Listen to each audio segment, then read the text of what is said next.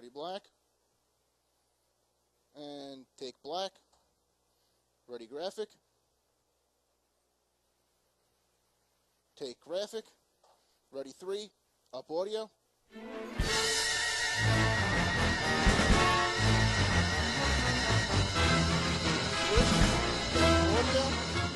Mike, Q, Nick. If we look at the base of the brain, which has just been removed from a skull, there is very little of the midbrain that we can actually see. Take 1. Yes, Camera 3, as I demonstrated in my lecture last week, if under the aspects of the temporal lobes are gently pulled apart, the upper portion of the stem of the brain can be seen. This so-called brainstem consists of the midbrain, a rounded protrusion called the pons, and a stalk tapering downwards called the medulla oblongata, which passes out of the skull through the foramen magnum and becomes, of course, yes, the spinal cord. Which brings us directly to the demonstration prepared for today. Are there any questions before we, proceed? I have one, Dr. Frankenstein. Ready, 1, cut 1. That's Frankenstein. Ready, 2, cut 2. I beg your pardon? Ready, 1, cut My 1. name is pronounced Frankenstein. Cut 2. Oh, I thought it was Dr. Frankenstein. No, it's Frankenstein. Ready, 2. But aren't you Cut the 2. grandson of the famous Dr. Victor Frankenstein, Ready, 1, who cut 1. performed such fascinating Sorry, ready, experiments 1. in Don't cut electricity and galvanism? Ready, 1, That's cut 1. true, but my grandfather Victor was, after all, what we might politely refer to as a cuckoo. I prefer by far to be remembered for my own small contributions to science. Ready, Now, 2. if we can all proceed with your questions. Take 2. Well, sir, I'm not sure I Ready, understand 1. the distinction between reflexive and voluntary nerve impulses. Take Very 1. good, since Ready, our Doug. lab work Tell Doug today to start is a moving. demonstration of just Ready, that 3. distinction. Why don't we proceed?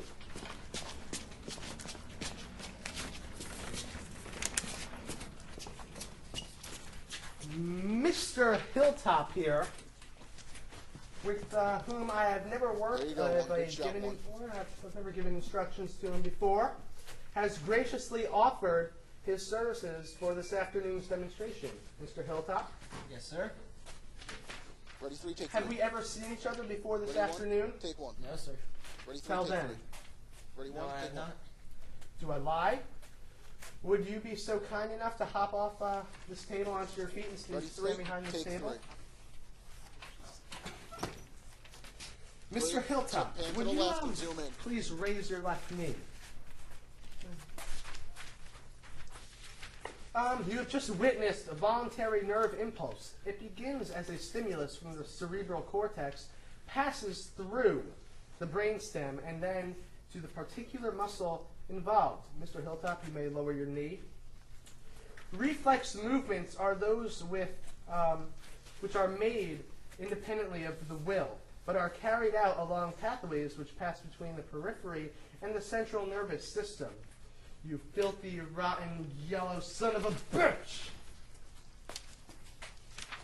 Now, we are not aware of these impulses. Neither do we intend to contract our muscles. Yet, as you can see, they work on by themselves. Now then, modern research has shown us that simply by applying local pressure of blocking the nerve impulse, which can be done with any ordinary metal clamp, just at the swelling on the posterior nerve root for, 5 or 6 seconds. 3, 4, 5, 6. You mother-grabbing bastard!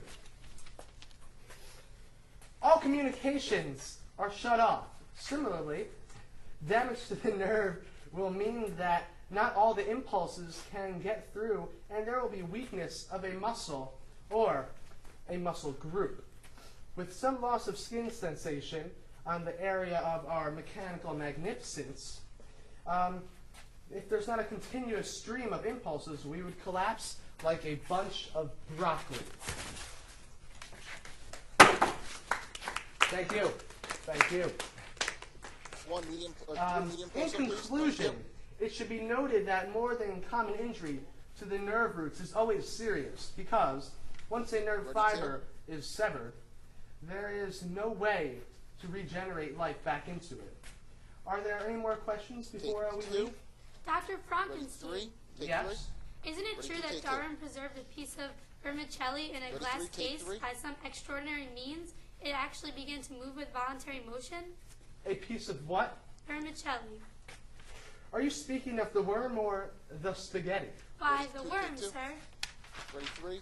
Ah, in science, you must be very precise. It can spell the difference between life and death.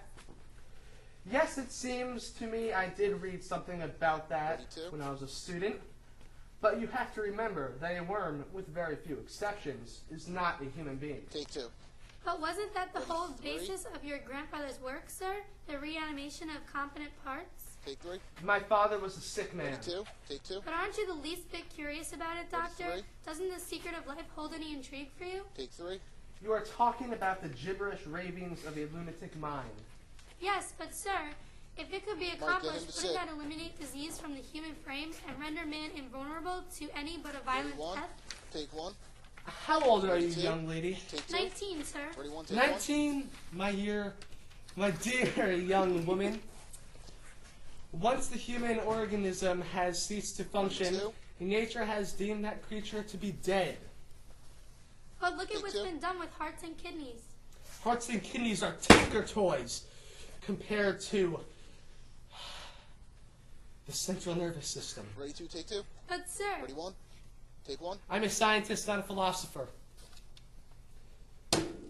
You have a better chance of reanimating this knife than you have of Ready, mending a two. broken nervous system. Take 2.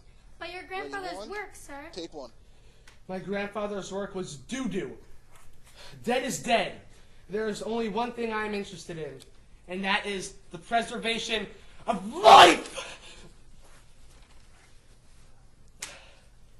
Ready, graphic. Class is dismissed. Take graphic. Okay. Audio up. Black.